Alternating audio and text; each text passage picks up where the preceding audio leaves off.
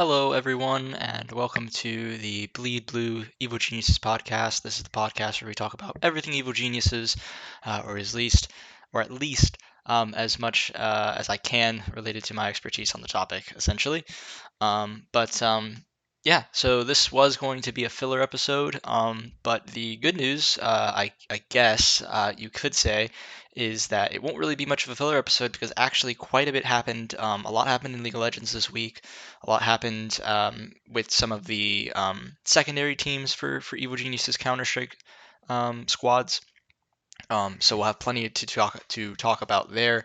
Not really going to be any news actually this week on the main roster to really speak about. I'm not really going to talk about them at all during this one, just because nothing's really happened. I think the players are going to be going to boot camp soon. But other than that, there's really no news there. But so that's why originally I thought this was going to be a filler week. But for better, or shall I say for worse, um, there is a lot of news this week regarding evil geniuses. And I say for better or for worse, kind of hinting at for worse, because there's actually a lot. This episode might actually be pretty negative, or not might, it will be. It will be more negative toward evil geniuses because I have a lot of problems with some of the stuff that happened this past week. And so there's just some stuff that I'd like to, kind of touch on because I posted on my Twitter, but I think I said, this is going to be an episode where you guys are going to really kind of figure out what type of fan I really am, in the sense that I don't put up with bullshit. I'm not the kind of person who will just blindly support my organization no matter what, and even when they're wrong, I just defend them just because I support them. Like that's not the kind of person that I am. I'm the kind of person where I celebrate you for the things that you do well, but I'm also going to criticize you when you do things poorly or when you don't do the right things. Whether that's from a competitive standpoint or an ethical standpoint, because I want you to be better because I know you can be better and you're not doing it. And to me, when I'm a fan, right, I want to support an organization that kind of, obviously you're never going to be able to find like an organization that you support or a team that you support that does everything that I don't think people should look at a team, say, oh, you support that team, so you support everything that they do. That's not what a fan is. What a fan is, or rather what I think a fan should be, someone who supports, who wants the team to succeed from a competitive standpoint, but that doesn't necessarily mean that they have to agree with everything that the organization does, or and certain things like that, right? I don't think that's entirely fair. But there are people who do that. Those people are called stans. I'm not an evil genius's stan, okay? If you're a stan, that means you're basically a fanatic, and you will support your organization no matter what happens, no matter what they do, and you are willing to get into violent situations to support said organization or team. That is definitely not who I am. I'm just a person who wants to see evil geniuses succeed as an organization from a competitive standpoint. And because of what they've meant to me, in terms of, I remember, again, I remember back in the Call of Duty days when they were just an organization that, like, when you played against their teams, you were afraid of them, and I always thought their branding was super cool and everything, and so it's just, I think that's kind of like, where I'm kind of talking about this again, just because I know in this episode, if there might be people who necessarily don't 100% agree with me, or there might be people who take what I'm saying the wrong way and think, like some fan you're just bashing the team. And that's not the case at all. It's just, I think it's important to draw the line on, what are you going to accept? What are you not going to accept? Where are your boundaries as a fan? You know, I think those are all like very important points that people just don't talk about. Sorry, my Steam just got a notification. I apologize. I'm gonna just real quickly respond to this message. Let me close out of this so that we don't get any more notifications. Okay. Now with that all getting taken care of, I'm sorry. With all that getting taken care of, let's move on to the League of Legends team. That's where I want to start with, because lots of, I guess, overall, I think you look at the weekend and you say, you know, you made worlds, so that's good. there's some good news here. There's some bad news as well. I think mostly bad or worrying news, I should say. So let's just start at the competitive perspective. Let's just look at just look at what happened yesterday, or Saturday, I should say, because it's going to be coming out on Monday. Um, talking about the Lost 100 Thieves. For those who don't know, and I'm only going to, I will bring this and talk about this a little bit more later, but I'm just going to kind of bring this up briefly right now, which is just that if for those who are unaware, Danny, our starting AD carry, was announced earlier in the week that he would be, that due to mental health issues, he was not going to play in the LCS finals in the United Center in Chicago, and that we would have to be bringing in Kaori. I believe it's Kaori or Kaori. People were saying Kaori. I always thought it was Kaori, so not really sure. But anyways, he would be stepping in for Danny. For those who don't know, Kaori, I'm gonna call him Kaori because that's just how I always thought his name was pronounced. If it's wrong, correct me. I guess I don't know. But basically, he has been our Academy AD carry for a while now. He's one of the best AD carries in the Academy League. He's from, I believe, Turkey. I could be wrong there, but I think it's Turkey. Anyways, he's a really good AD carry. He's an aggressive AD carry. He plays all the champions that are in the meta currently, which I'll talk about much more later. But essentially, he was stepping in for Danny. They played 100 Thieves and they lost 3-2. And just kind of briefly going over these some of the key points that happened in this matchup. I just want to just say I'm not going to really get too hung up on this because it was expected for 100 Thieves to beat Evil Geniuses in this matchup, and so I don't really, not that I don't care, because obviously it depends. Winning this matchup meant that had a that you were going to be going straight into the group stage, whereas if you lose this matchup, you're going to be going into the play-in. But I think at the end of the day, I think because Evil Geniuses was expected to lose, it didn't hurt me nearly as bad when they ended up losing, essentially. Basically, yeah, game one looked good, looked solid, nothing crazy there. Game two was a little bit more. I actually think EG had it in the bag. They lost a pretty important team fight. I want to say, God, man, I want to say I know they lost an important team fight. It might have been around, yeah, I think it was just like in the jungle area, unless I'm thinking of a different game. But essentially, they were doing really, really well. They lost a team fight, a pretty crucial one, and the momentum swung a different way, and EG couldn't recover. And it was 1-1. EG had a very dominant third game, no issues there. It was really quite simple for them. Game four, the opposite was the case, um, due to potentially some draft diff situations, and it just didn't look good. And then game five, 100 Thieves was able to draft, I believe it was Soraka, and Soraka is just absolutely broken, and for some reason was able to get through, and then EG just couldn't handle it. No matter what they did, they just couldn't stop what Soraka was giving to 100 Thieves in terms of value.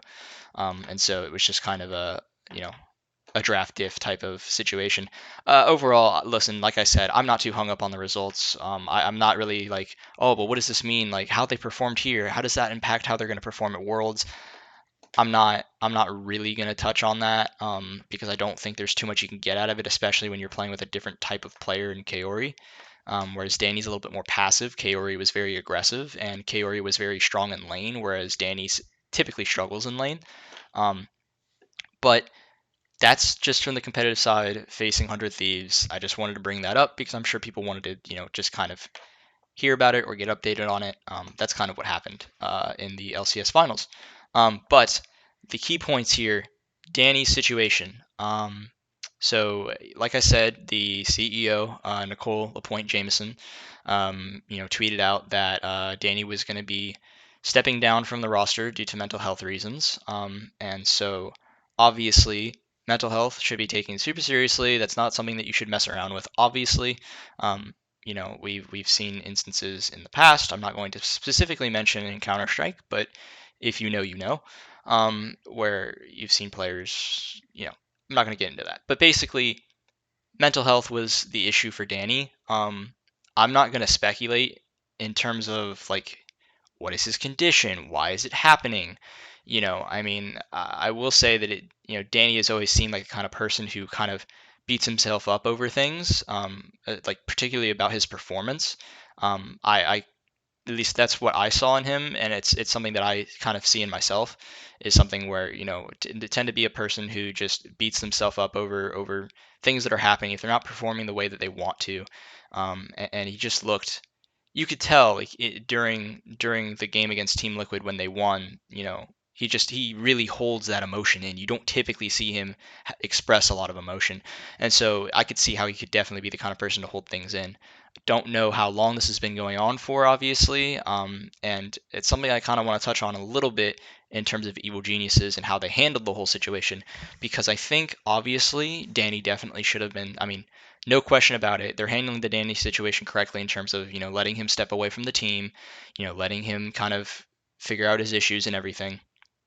Um, but what really comes into question here is how Kaori ends up coming into the roster, because if you are not up to date, essentially the way that playoffs works, as it to my understanding, is the way LCS playoffs works is that at the beginning of playoffs you submit your roster and you submit two substitute players, potential substitute players that in case of one of your players having to not be able to play, one of these two substitute players comes in and fills the role. Um, and you have to announce who these two players are beforehand before the playoffs start. Obviously, you can't do it, halfway through the playoffs, because you could be doing something, that could from a competitive integrity standpoint that would look rather shady. So it could give you a potential advantage, right? And so this is kind of where I have a little bit of a pause because basically the situation is Kaori came into this to fill Danny's role, but Kaori was not on the substitute list in terms of the two players that were listed. The two players that were listed were, I believe it was Tomio, who is the academy jungler for Evil Geniuses, and the other person that was listed was Turtle, not Turtle who's played in the LCS or whatever, but the coach Turtle. Um, and so how has Evil Geniuses managed to get Kaori onto their roster for the LCS finals? Um, it's just a big question to kind of think about because, oh, jeez.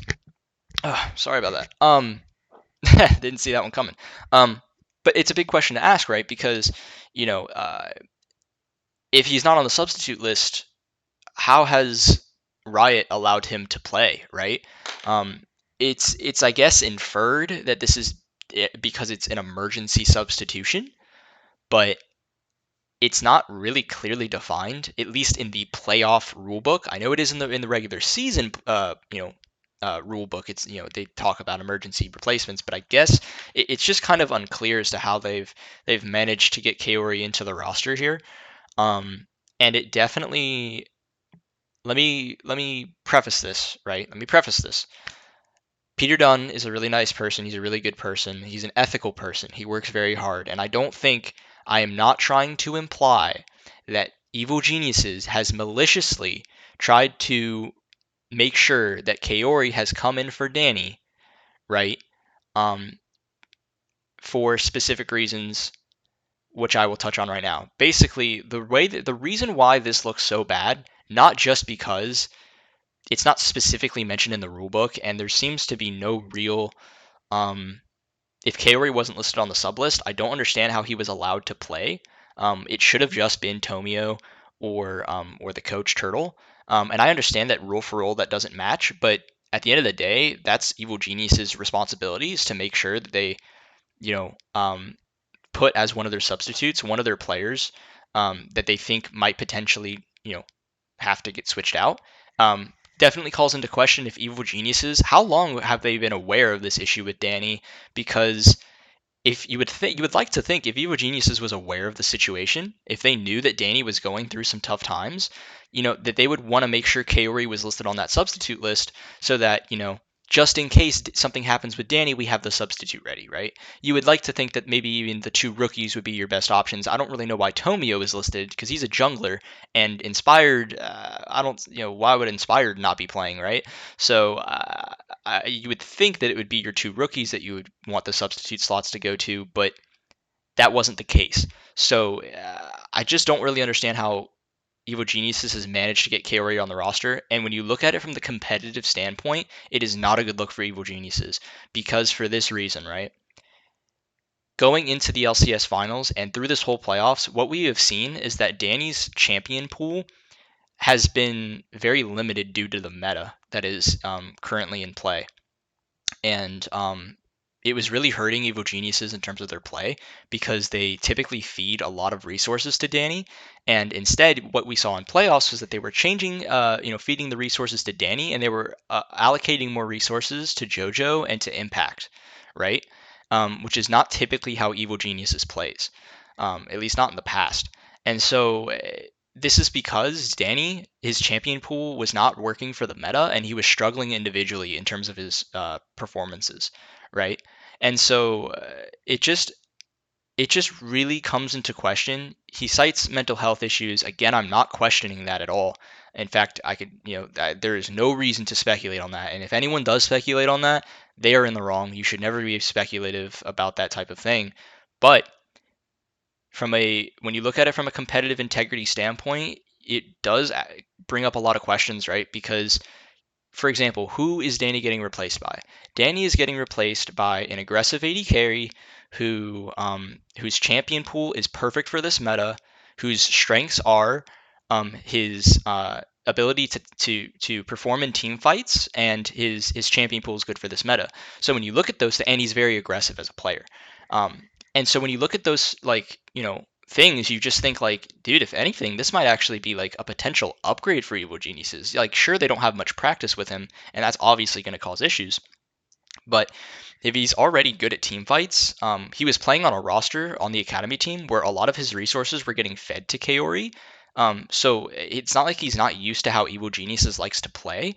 So it just seemed like this was almost like if you could just even imagine what kind of substitute you would need to potentially perform better in the LCS finals, this would have been the perfect replacement, right?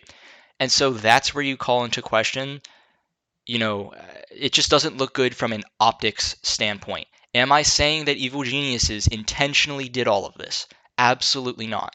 Okay, I have faith in Peter Dunn. I have faith in the Evil Geniuses organization and their management that they wouldn't maliciously do something like this, because that's just there's just I mean I cannot even believe that that would even be the case, right? And I'm not claiming that they did. All I'm claiming is that the potential for, like, if you're another LCS organization or player or team, you look at this and you're like, this is bullshit. Like, this is not okay. Like, are we allowed? It sets an unsettling precedent for other teams where if they wanted to do something shady, let's say they get into a similar situation as EG, except maybe one of their players isn't feeling any mental health issues, right? But all they have to do is claim mental health. Nobody can speculate on mental health, so it's not like Riot is or anyone is going to say like, man, you're bullshit. That's bullshit. You're lying. He doesn't have any mental health problems. He can play anyway. No, they're obviously going to let that player have an emergency sub, and then if that stands, you can just replace that player with someone that you think is going to perform better, right? It just optically is not a good thing for Evil Geniuses. I'm really trying to be careful with how I phrase this because I know so many people are going to hear me talk about this and they're just going to think that I'm like calling out Evil Geniuses for essentially cheating, and that's not what I'm doing. Like, I don't think Evil Geniuses did this intentionally. I don't think that they were doing this like, oh, perfect, Danny has mental health issues, so we're going to put in a player who's going to be even better than Danny in this particular meta. Like, that's not what I'm saying whatsoever. All I'm saying is that from an optics standpoint, it looks bad. And I think if Evil Geniuses had beat 100 Thieves, the amount of 100 Thieves fans and the organization and the owners and everyone involved with 100 Thieves probably would have been really pissed off that KORI was even allowed to play, right? It wouldn't have seemed fair. And for all of you EG fans who think I'm just spewing out of my ass and that I'm just being a piece of shit, essentially, go think about it from an 100 Thieves fans perspective. Think about it from that perspective, and then think about it if EG was in a 100 Thieves perspective or position, right? And 100 Thieves had brought in, like, I don't know, Busio or something, because isn't Busio the mid laner, or maybe he's the jungler? I'm not really sure. I like I said, League of Legends ain't my thing, but let's say Busio had been the replacement and it had been like an emergency replacement into the playoffs, and somehow it was actually like when you look at them role for role and kind of how the meta was at the time, you would think this is actually the best possible replacement you could get. You know, and and you play 100 Thieves and you lose.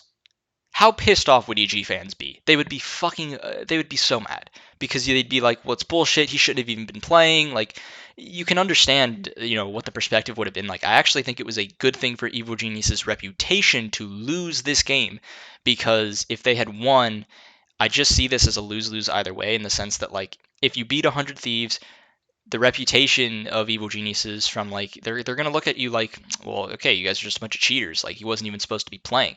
And then if you lose, at least that way, yes, it sucks. You still lose. You have to go into the play-in instead of the group stage, but at least your reputation isn't entirely tarnished. I still think this is going to be a problem for LCS in the future. Definitely, teams are going to be taking this into consideration with this new precedent of this emergency sub situation that Evil Genius has just had. I think that's something that's definitely of concern, and Riot did not handle properly. So overall, do I think Evil Geniuses did this intentionally? Absolutely not. Do I think that Riot really messed this up? Yes. I think what Riot should have done is they should have said, no, Kaori can't play. You have to use one of the two subs that you listed, and Evil Geniuses should have just played with one of their two subs. And yes, they definitely weren't going to beat 100 Thieves then, but I think overall, when Danny decides to step out, that's just the unfortunate situation you're left in, right? And that's just kind of how that is. Now I'm going to transition and talk about Danny's situation. Just kind of, when you look at it in terms of worlds and his, like I said, I feel horrible for Danny. I really do. That's it's a difficult situation to be in, right? Um, and I wish him nothing but the best. I actually really worry for him, because I wonder how long this has been going on for, and the fact that obviously they didn't have Kaori listed as a sub makes me question how long did Evil Geniuses know about this. Was this something that they were aware of? Especially when you look at it from a marketing standpoint, Evil Geniuses always like to mention that they're a family, and so I'm a little bit concerned, because if your family doesn't know about this, there's problems, right? That's an issue. So I really hope Danny's okay. I hope Danny just stays away from social media, stays away from literally anything online, and just focuses on getting mentally, better, right? I think that's the most important thing for him. Spend time with your family, spend time with your friends. Just get your mind off of. Don't even look at Twitter. Don't even look at social media, because it's just going to be a bad situation for you. Definitely don't look at Reddit, because who knows what they'll be saying about you. Um, so I really hope Danny is okay. I really hope he gets better soon. Um, and yeah, so overall, best wishes for Danny. Um, it sucks. Um, but hey, he's got a lot of potential. And I think Danny is just an incredible player. So even though this meta isn't necessarily for him, if I had to pick, if Danny was mentally prepared and we also had the option of Kaori, I'd still rather have Danny play. And that's another thing that also could have been a potential issue if 100 Thieves had beat Evil Geniuses. Is I'm sure you would have had so many conversations of people saying, does Evil Geniuses just get rid of Danny and keep Kaori instead? Like, dude, you do not want to get into that massive spider web of just it would just be terrible, and it could potentially ruin the culture you've worked so hard to build up within the team. So absolutely not. I'm actually glad they lost 100 Thieves for those reasons, because it could have been really bad, guys. Reputation wise, it could have been bad.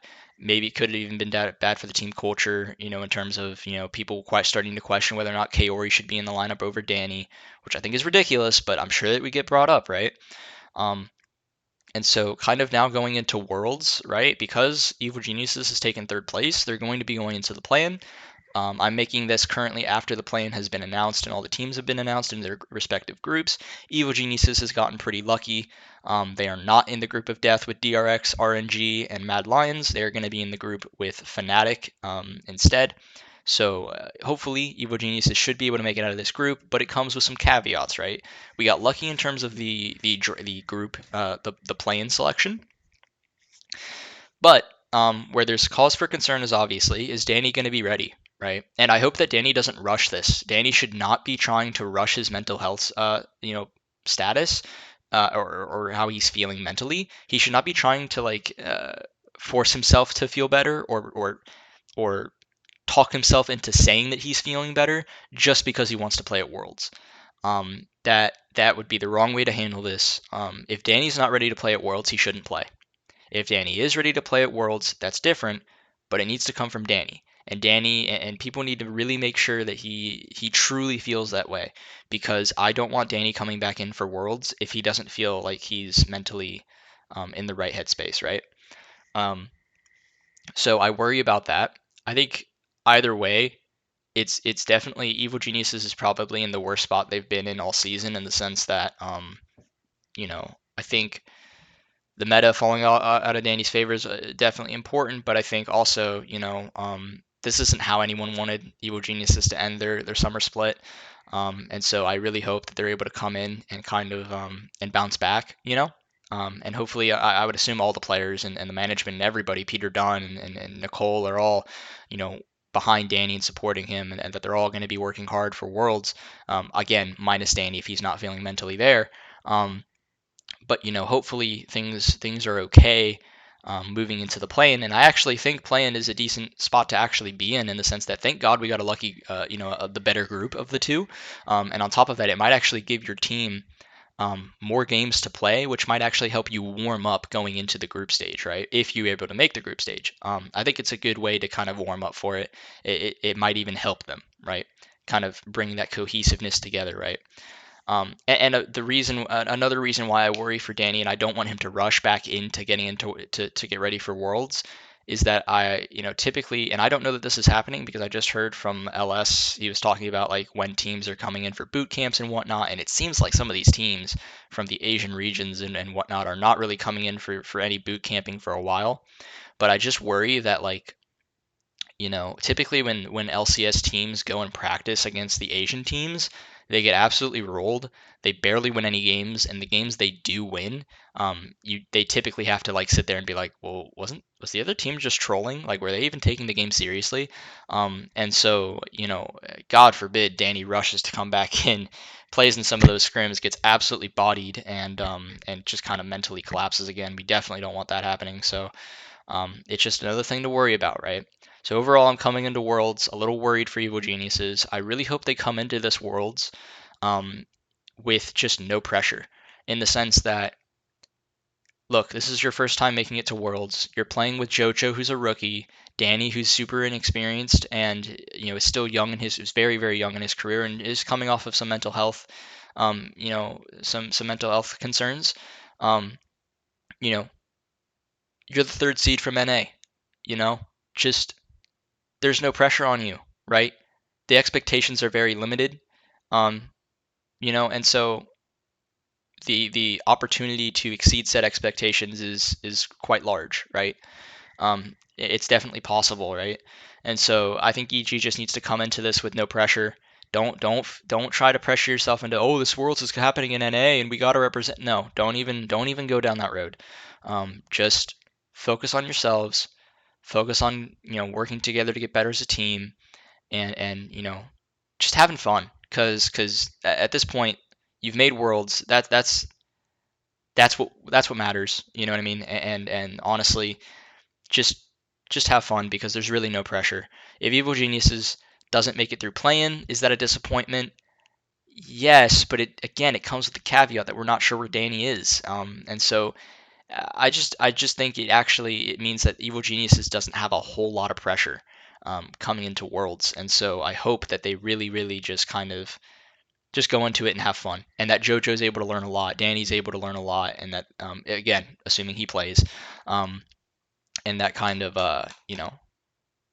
it just it's another step toward improving, right? This wasn't the end goal in terms of the whole project. The reason for the whole project is to bring in these young players and develop them into potentially being the best players in the region. And I don't care what the stupid all-star selection for the League of Legends thing was, where they selected 4 EG players. That's bullshit. JoJo is not the best mid laner in the league. He's got a long way to go, but I think he's definitely making the right steps. And he's shown drastic improvement from when the season, way back in January started. So yeah, I have, that's what needs to be the main focus point is, hey guys, this isn't the end of the, this isn't like the end. Like, this is a project that's going to take some time, right? So hopefully I didn't rustle too many feathers with that topic. I know some people are probably going to disagree with me in terms of how I see the whole, being critical of how EG has handled the situation. Overall, like I said, I don't think EG was doing anything malicious. I just think it's not the best look from a PR perspective, from an optics perspective. And I definitely think that the better way to handle it would have been, I know it hurts your chances in the LCS finals, but the better way to go with it was to just use one of the two subs you had listed, because then it's a win-win scenario where if you lose, you were expected to lose, and if you win, it's like a massive upset, right? So I think that's kind of the way they should have gone with it. From a optics perspective, I think that would have been best. But yeah, whatever. Um, Hopefully, also, I don't think, like I said, I don't think this has any drastic effects on the roster going into 2023. I think roster should stay the same. Again, it kind of depends on how Danny's feeling. Obviously we don't want to put Danny in the roster if he doesn't feel like he wants to be in the main roster. That's up to him, right? Ultimately. But I think other than that, I think you can be really proud of Evil Geniuses this season. They did an amazing job. I just want to congratulate them on their season because it was truly phenomenal. If you had told me last year that Evil Geniuses was going to have the end of the spring split the way they did, go to MSI, come into the summer split, winning out the summer split in the regular season, the way, like I never would have imagined that, right? Um, so I'm really thankful for that, and I'm really blessed to have been able to see that, and I'm very very happy with how the LCS season went so for the entire year. So ended on a little bit of a bittersweet note, but I think I think overall when you look at the season, it's just a success for Evo Geniuses, right? Um, so yeah, that's kind of it for League of Legends. I know last time I completely forgot to change these title topic sequences, so I'm gonna actually change that now. So we're gonna transition here into CSGO, and we're gonna talk about let's see here. What do I want to title this? We're just gonna title this Frag. I'm gonna do CSGO. That's not how you spell frag. Fragadelphia. We're gonna do the whole thing. I don't even care. Fragadelphia. Right? It's not centered. It barely fits. You know what? We're working with it. It's fine. Who cares? Fragadelphia. Fragadelphia. Oh my goodness. Fragadelphia. I'm not really going to talk about the results too much because they're actually not done yet. Basically, what's happening currently is that when I look at the bracket here, Evo Genius is black, which is the roster. To recap, is the roster with let's see here. My bad. It's not loading it currently. Let me just pull this up real quick. So this is the roster with Wiz, Chop, Rush, Walco, and Stanislaw. So it's the Stanislaw and Rush roster, the old CD roster, Carpe Diem. They had to play Team 1 and they lost 2-1 in the playoff quarterfinals. Evo Genius's White, which is the Party Astronauts lineup, beat Iron Blood Gaming in the quarterfinals, which, for those who don't know, Iron Blood Gaming is the Timberman roster with Dare and Snav and Droid and whatnot. And then moving on to the semifinals, Team 1 then had to play Evil Genius's White. Evil Genius's White has 2-0'd Team 1, and now Evil Genius's White is sitting, the Party Astronauts roster is now sitting in the grand final waiting for the winner of Apex versus Big Academy, where they will fight in the grand final. But I wanted to make this episode before then because I'll probably be asleep by the time that finishes because that match is happening later tonight.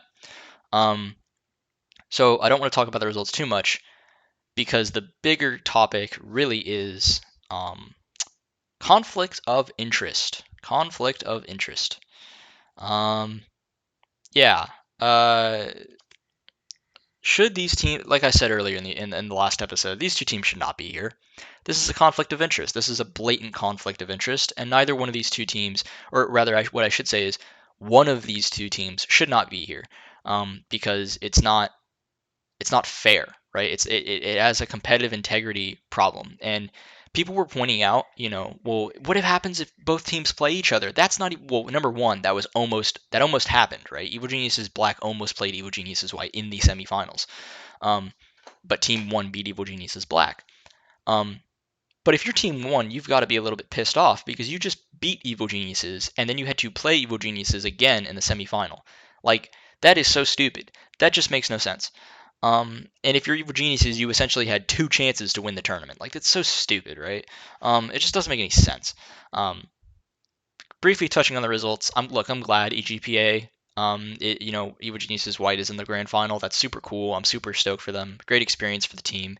Super great experience. I mean, it's a great experience for both rosters, right? It's a great experience for both rosters. It's just not from a conflict of interest standpoint. It's just a problem, right? It just shouldn't be occurring right now, right?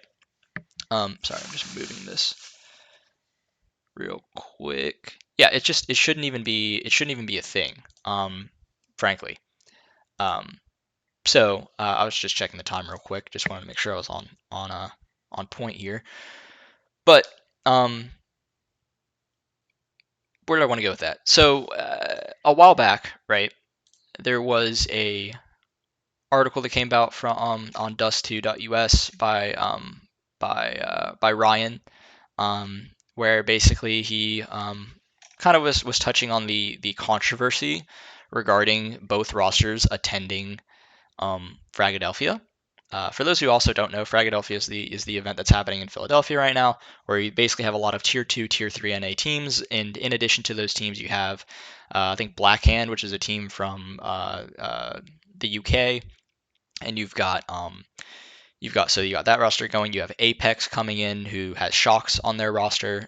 They are competing with Sticko, Shocks, that knock that roster, and then the other roster that's showing up is Big Academy. Their academy roster is also there, and currently they're actually playing in their semifinal match to determine who plays Evil Geniuses in the final. But yeah, this is they were kind of talking about the controversy, and I just kind of wanted to go over what some of the people were saying on social media in terms of their reactions, because I think people are just they just don't understand what conflict of interest is, what conflict of interest is. And it's just kind of crazy to me because it's a pretty simple concept, and I don't really understand how this is like so difficult for people to get. But essentially, uh, on Twitter, SprayXD, who's the coach for ATK, and how do you even pronounce this? It's not Monster, it's Munster. Um, he's the coach for the oh god, I want to say it's for the Power Astronauts roster. Got into a little bit of a discussion on Twitter talking about you know SprayXD was basically mentioning that if these two teams played at all at any point, that one team could intentionally lose so that the other team could advance. And Munster kind of disagreed and said there's absolutely zero chance of any foul play. And that basically Moonster got mad saying, bashing us by implying we would fix games if told by our org is just disrespectful and shouldn't even be mentioned. And while Spray XD was obviously saying that it's just a conflict of interest.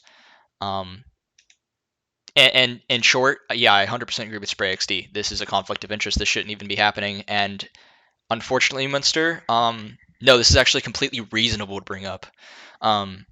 That potentially matches could get fixed. You For starters, you should know this very well, Tier 2 organization and Tier 2 players and coaches. You should know very well how badly the North American scene has been riddled with match fixing. So don't even start bringing up the conversation. Well, that's just disrespectful to bring it up. It's been in North American Counter-Strike for the longest time. Don't even try to start that crap, okay? Munster is completely in the wrong here, essentially. And he doesn't understand what conflict of interest is. Conflict of interest, for those who are unaware, is when essentially it's essentially when two parties essentially are correlated and are competing in the same event in a scenario in which either one kind of benefits. That's a really bad way to explain it. I could probably look up the definition of it, but let me kind of give an example. There was an example in the Brazilian scene it was a couple years ago, back during the, I believe it was the Rio RMRs, back when they thought Rio was going to happen like a year or two ago, where I think it was like MIBR and some other roster, I can't remember the name, were playing each other, and Taco was basically the owner or had lots of shares within that team's company that they were playing against.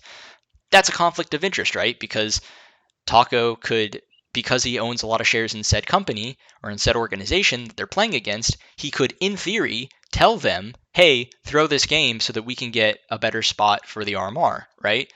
It's just things like that. Let me see if I can find, just so that I can be like absolute with the definition so that you can like really understand this. A situation in which the concerns or aims of two different parties are incompatible. A situation in which the person is in a position to derive personal benefit from actions or decisions made in their official capacity. So they show an example here. Watson quit his job after questions about a possible conflict. Oh, well, that's stupid. Anyways, point being, right? This is a conflict of interest because Evil Geniuses benefits um, off of having basically two opportunities for one of their teams to win the event and get all the money. For those who don't know, this is a $100,000 tournament. It's a pretty big freaking deal if you win this event. Not to mention, I'm sure they got money. The EGCD team got money for losing in the quarterfinal. Evil Genius is basically getting double the money, or not double the money exactly, but they're getting more money because both of their teams made playoffs, right? Like, I just don't understand how you cannot understand how this is a conflict of interest. It's not even just if the two teams played against each other in a match. It's just two of them being in the tournament in general, right? Because you're essentially saying that Evil Geniuses has two chances to win the event. It doesn't make any sense. Not to mention these are two teams that are like highly seeded teams. It just doesn't make any sense that these two teams would even be both allowed to compete in this tournament, even though it's a great opportunity for the players. It's just not fair to all the other competitors, right? Um, it's just not fair, and it presents serious competitive integrity problems. So, yeah, I completely disagree with Munster. This is definitely a conflict of interest, and even if, because let me be honest, or let me be similar to the Danny situation, right? Do I think Evil Genius is being malicious here? Is their intent malicious? Are they purposefully trying to do this so that if the two teams play each other, one could move on, or to somehow get some type of malicious gain off of this? Absolutely not. I can totally imagine that they just wanted their both teams to compete because it's a great experience. It's a great tournament. There's going to be European teams there. There's going to be all the good teams in NA are going to be there. It's just a great opportunity to have your teams compete in. And I understand that, but you need to understand that this is the kind of problems that arise when you decide that you want two academy rosters rather than just one, and those two academy teams are at a similar level in terms of their how well they've been performing. Right? Obviously, the PA roster is a little bit better, but they're still both tier two teams. You can't just, this is just the risk that comes with it. And I thought Evil Geniuses was going to handle this properly, and they clearly didn't because they just allowed both to compete, which is just not. It's just not okay. It's just not okay in any way. And I'm very disappointed in Evil Geniuses for not, thinking of this situation and not thinking about how this could affect your reputation. Which I'll talk about Evil Genius's reputation a little bit later. But it's just not a good look. It's very bad, and this never should have happened. And yeah, this is definitely a conflict of interest. I was getting some flack because of some things I said on Twitter regarding the reputation. Again, I'll talk about that in a second. But yeah, this is just completely unacceptable, and I'm kind of disappointed. And Fragadelphia should not be allowing this to happen, just like Riot probably shouldn't have allowed the substitute situation to happen.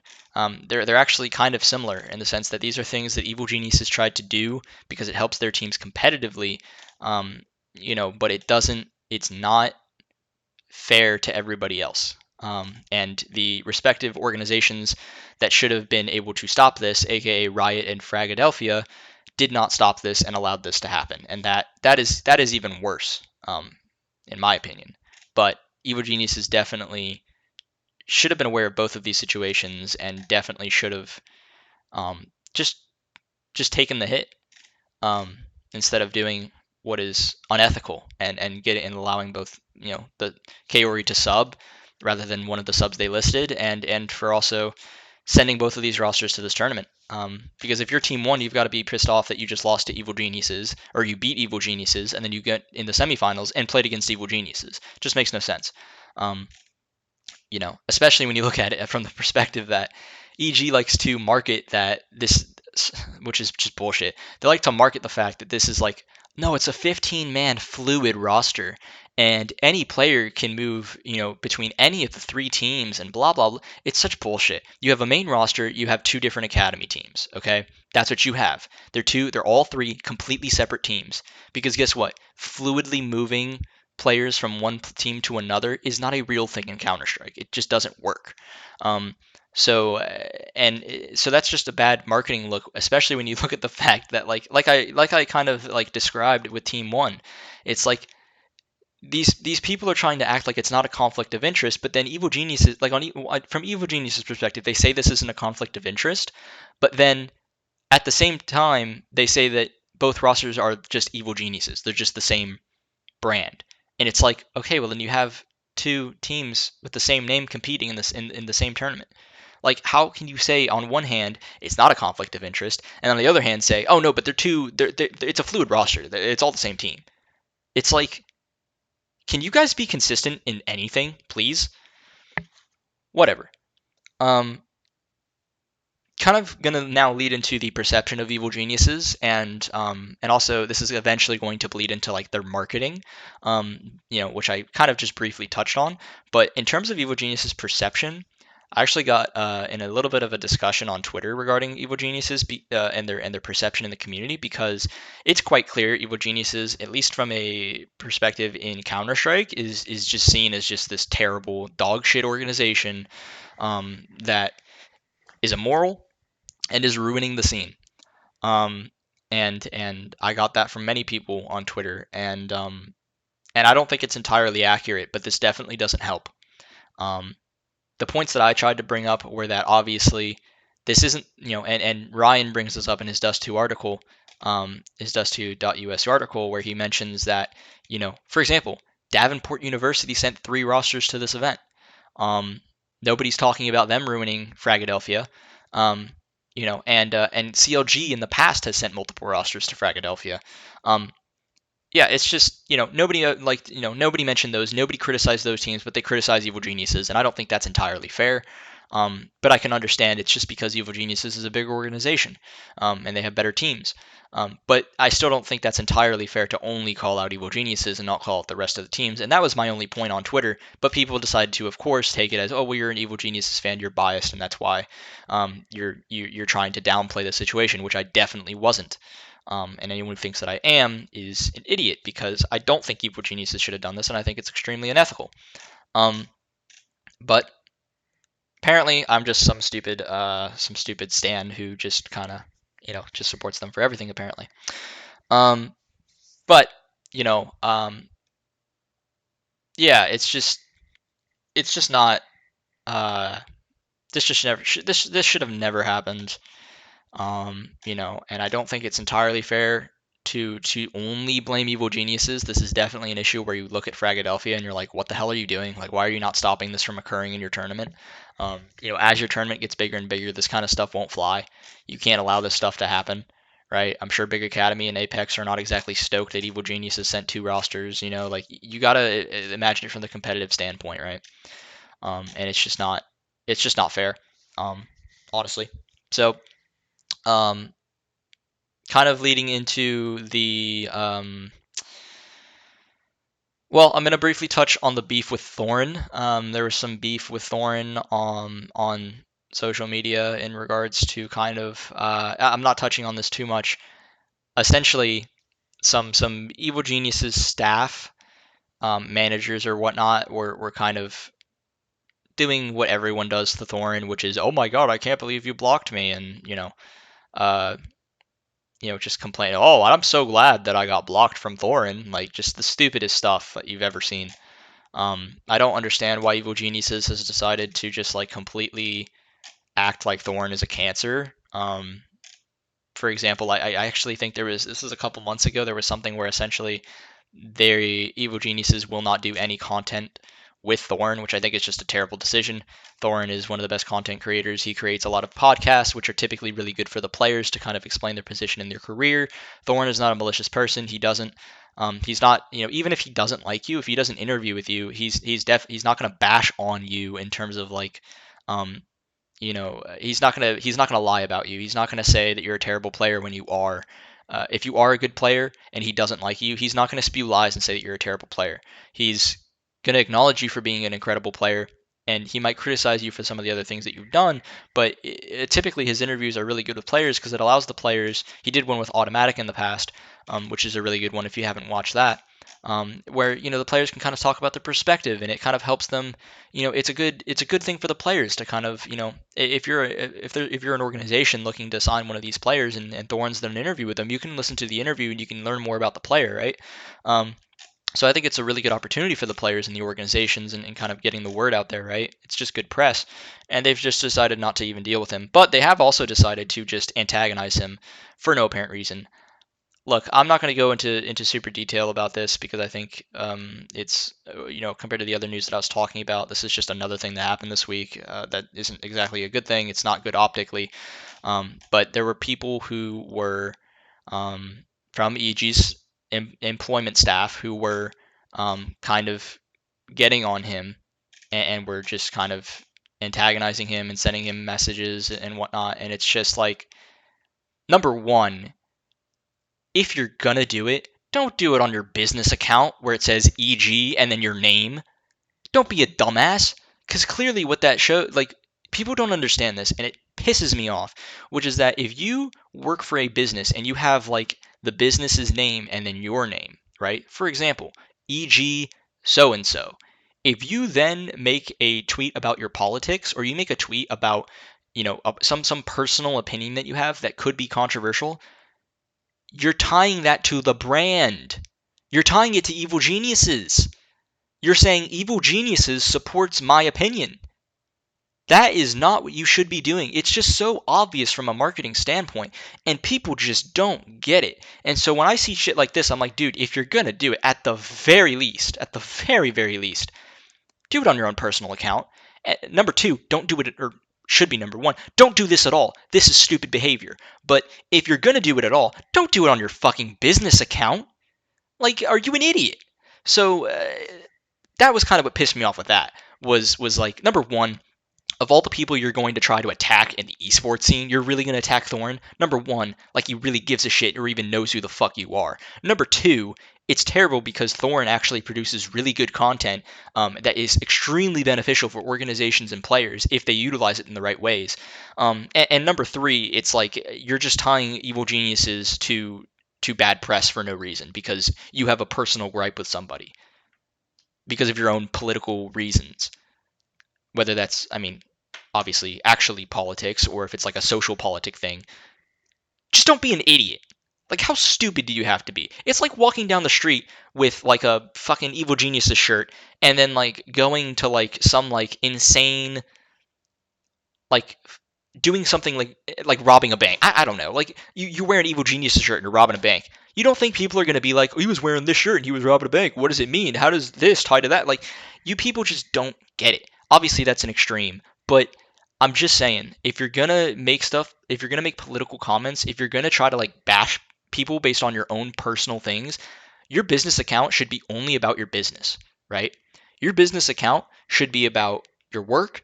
It should be about what your company, it should be very professional. Professional, okay? Business professional. It should not have anything to do with your personal opinions about anything, okay? Leave that to your personal account. The fact that I have to explain this as a 22-year-old to people who I can only assume are in their late 20s, early 30s is mental. But these people do not understand marketing whatsoever. Now I'm going to move on into the other section of marketing, because if you can't get the gist, I really think Evil Genius's marketing absolutely fucking sucks and is abysmal and embarrassing, okay? Sorry, I'm getting a little heated. But what the fuck is our marketing team?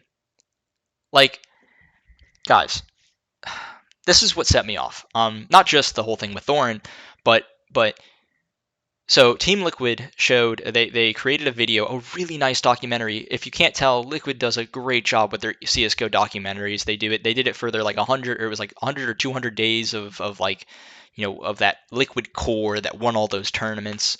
They had the Grand Slam run and everything. They did a whole documentary on that. They do vlogs on their players. They do, Elige makes content for the team, which is why I was super excited when Calm from Valorant was doing content, because that's like something Evil Geniuses really should try to utilize a lot more, and Calm was willing to do that. But essentially, you know, Team Liquid came out with a documentary regarding Nitro, and it was really super cool, and they brought in like Asuna from 100 Thieves. They brought in who else did they bring in? They brought in Ethan, who's now currently playing for NRG. They brought in Anders, who's a legendary caster from Counter Strike, and they were just talking about Nitro as a player and everything that he's been through since he left Team Liquid and then coming back into Liquid. They even brought in his wife, and it's just like, this is some really cool content that I just don't understand how Evil Geniuses hasn't even thought of it. They haven't even tried to do anything like this. And it just doesn't make any sense to me. How can you look at the content that C9 produces with their podcasts and Team Liquid produces with their documentaries and just not think like, man, we're really behind. Like, we should really do some of this stuff. It's just confusing, because it's not like Evil Geniuses doesn't have the money to do this, quite obviously, because they're spending a ridiculous amount of money on like 4 Counter-Strike rosters, including 2 Valorant rosters when you include their female team, and the Dota 2 roster, the League of Legends roster. Like, they have the money to do this kind of stuff, but they just don't seem to be willing to do any marketing content, and it just blows my mind. Like, the only 2 good pieces of content that I can even think of, or 3 good pieces of content that I can even think of from Evil Geniuses, are earlier in the year, when in the LCS, before, I think it was before the spring split started. They made that video about like basically kind of like trashing on all the other teams. That was a really good piece of content. Um, and then the other good piece of content they did in terms of Counter Strike was the when they picked up the PA and CD rosters, and they did like the whole like bar scene. Like, that was pretty cool. That was well done. And then the only other thing that I can think of is for the League of Legends team. They do essentially what should be done for the Counter Strike roster too, which is they do like a cool little document. Hmm, can't speak. They do a little series where they kind of follow the roster every week and kind of show what's been going on. They do some fun stuff. You know, they just do that kind of. They make those kind of videos, which are good. And those are like the good pieces of content that I can see from Evil Geniuses. But there's so much left to be desired when it comes to the marketing team. There just seems to be so much missing from this department. They just don't seem to be willing to make any content regarding the other teams. Like, if you notice, like, there's almost no Counter Strike content regarding the main squads, minus when the players have to do for Bit Casino, they do the streams, but like, that's not even that big of a deal. By the way, Bit Casino I think also sponsors Team Liquid, and with Bit Casino they did a fucking documentary. Like, you know what I mean? Like, it's just stupid stuff. It just seems like they keep that kind of thing to a bare minimum, and they don't really try to like push it farther. And it'd be one thing if they really cared about winning and they built rosters to win.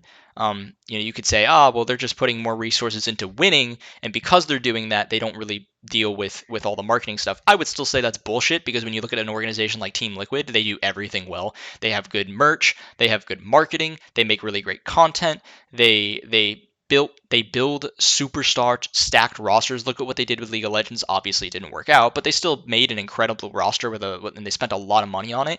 And then in their Counter Strike team, they've been very successful and constantly are making moves to try to make the team better. And so when you look at that, it's just like, I just don't understand how Evil Geniuses is this far behind. It just feels really depressing. It's quite obvious Evil Geniuses, when it comes to North American organizations, is just, they've somehow managed to slip all the way down toward like near the bottom of the pack when it comes to, like, when you look at your Cloud9s, your Team Liquids, your 100 Thieves. Evil Geniuses just pales in comparison. It's just so sad. And that's just from the marketing, like the videos and YouTube perspective, right? That's not even touching the jerseys. That's not even touching the merchandise.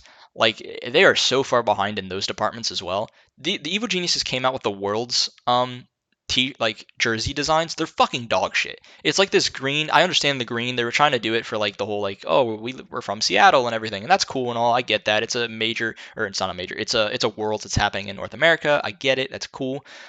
But like, dude, the green, like, they just implemented it in the most basic way possible. Like, they did nothing interesting with it. It's so stupid. It looks terrible. The colors just don't match. There's too many things going on in terms of like, you got like the dark blue with the white with the fucking like dark gray with the green, and there's like what are they called, like the bumblebee hex patterns. It just doesn't make any fucking sense. It looks terrible. I don't even think Evil Genius's jerseys this year even look that good. I even have one because I got one for free from the Bud Light thing during the Super Bowl earlier this year, but like, dude, they're not even that good when you compare it to the other teams. That's just the jerseys. The merchandise, they're nowhere even close to the organizations like Cloud9 and Team Liquid. It just pales in comparison. And frankly, it's just disappointing. But what would really set me off this week in terms of the marketing team was just seeing the content that Team Liquid was able to put out, and knowing that Evil Geniuses not just monetarily could have done this, but they have a similar storyline. They have Automatic coming back from Valorant. Like, you have Stewie still under contract, who's doing streams for you for Valorant. Dude, you don't mean to tell me that Stewie2K wouldn't want to do a little like documentary series for Automatic? They're like best friends. Like, that would just make perfect sense. You had Tarek. You could have done something with him, right? I'm sure Tarek wouldn't mind just stepping in real quick to talk about Automatic. You have Rush on one of your academy teams. I'm sure he would love to talk about Automatic and talk him up a bit. You could definitely do this, and you could get other people from around the scene. I'm sure, like, I don't want to volunteer anyone, but I'm sure Richard, because you burned bridges with Thorne, so I can't bring him up anymore. Nice job, way to go, way to ruin your marketing even more. But and ruin that avenue for marketing, which is just like one of the biggest opportunities. But again, whatever, stupid, but dumb and dumb, but whatever. Um, I don't want to volunteer anybody, but like, I feel like Richard Lewis would be open to doing something like that for Automatic. Like, I feel like that would be something he'd be willing to do. Like, how could you just not see this and be like, man, we could have done this. We could have done this. Like, I just don't understand it, man. It's so frustrating. Like, this team just does no content, and that's just the Counter Strike team. Do you get any content for the Dota 2 team? Dota 2, which is one of your most successful ventures. You've won a TI. I think one, if not more than one, at least one. I don't know if they won two. They might have won two.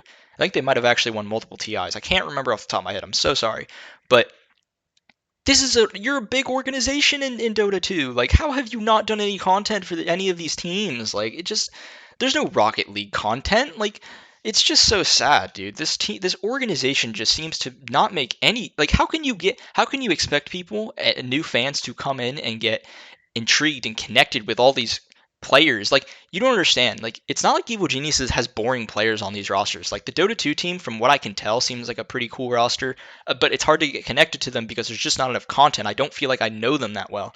The person I feel like, is like the person I don't know the most or feel connected to the most, whatever the fuck that means, is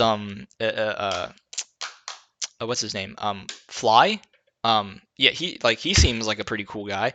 But like, the CSGO team, you have Hex, who's like this young kid. Like, I'm sure he'd be a great person to have content around. D Vorborg looks like a super cool guy to have content around. Automatic, obviously, coming from Valorant, that's a cool storyline. It just that's just the CS team. Not to mention the academy teams that you have for those rosters as well. But you look at the League of Legends team; they're already doing good content there. I think that's fine. I think you can feel connected to those players pretty well. So I think they're doing fine in the League of Legends department. But that's my point. It just feels like they're only connected to the League of Legends department. The Rocket League team is like actually like the German guys there, like they're actually like super fun to like talk to. At least what I can tell through Twitter, they seem like really nice people. Super like love to make content and jokes with. I know Rizex, who's not even on the team anymore, loves to talk about, seems to love Evil Geniuses and talk to them about. Was making jokes with Nicole Lapointe Jameson earlier about having like his picture in the office and everything. Like, dude, how have they not done any content for these teams? Like, it just doesn't make any sense. It feels like they just don't care. And they do content around the female rosters. It looks like they're making a lot of effort for that, but it's like, how are you not doing anything for these other teams that just feel like it could just be slam dunks, and you have the money and resources to do it. I mean, I just don't get it. Like, it just doesn't make any sense. So it's just frustrating overall. Just frustrating. They kind of piss me off with that kind of stuff. Um, yeah. Anyways, this episode has actually managed to get considerably decently long, so props to that. I'm sure this wasn't the best format for a podcast compared to the last episode, which I feel like I was really able to stay on topics quite well. It just this week was kind of a ranty one, and it was a little bit of filler, but I think yeah, it's just kind of hard. There's a lot of complicated issues at play here, and just a lot of stuff that I could just rant about really well, I guess. And it just kind of meant that I couldn't stay as on topic as I maybe would have liked. And I'm obviously, how this episode ended is pretty down on Evil Geniuses. Look, I think overall, like, I'm happy for the League of Legends team. I think the CS, like, I'm glad these rosters are getting more experience. I just think that one of them shouldn't have been competing. And I'm a little frustrated with the marketing department and how some of these and by the way, like, this whole like EG management or people who are employees of EG kind of like saying stupid shit on Twitter with their EG attached to it. It's not like it's just EG. Everybody in esports does this. It's stupid. They shouldn't. It's unprofessional and it's wrong. But they all do it, which is ridiculous. But they do it. But the good news is, guys, EPL is coming up next week. Well, not this week, obviously, but the following week on Wednesday. So next episode, hopefully, we're able to have no drama and talk specifically about, just talk specifically about EPL and kind of what we're thinking going in. Obviously, it's going to be a little bit tough because we obviously don't know how well EG is going to be performing in their scrims, or what they're going to be working on or whatnot. But we can give some basic predictions and kind of just have a fun discussion about it, and hopefully no more drama, and unless anything comes up. Although I won't be shocked if Thorin comes out with any more content, video content regarding Evil Geniuses. So we will see. Um, Overall, sorry for the little bit of a bittersweet, rough discussion here, regarding the organization. But I think it's stuff that needs to be said. So I'm sorry if this was a little bit of a sad or not as glowing of an episode for me. But yeah, there was just a lot to discuss. A lot of negatives, some positives, um, but yeah. So hopefully you're all able to enjoy my ranting, my unorganized, my unorganized ranting. Hopefully none of you. Hopefully, look, if you turn away from this, I just want to set the precedent. Like, this is just going to be how I am. I'm going to be, calling out Evil Geniuses when they do things I don't like, and I'm going to be praising them when they do things that I do like.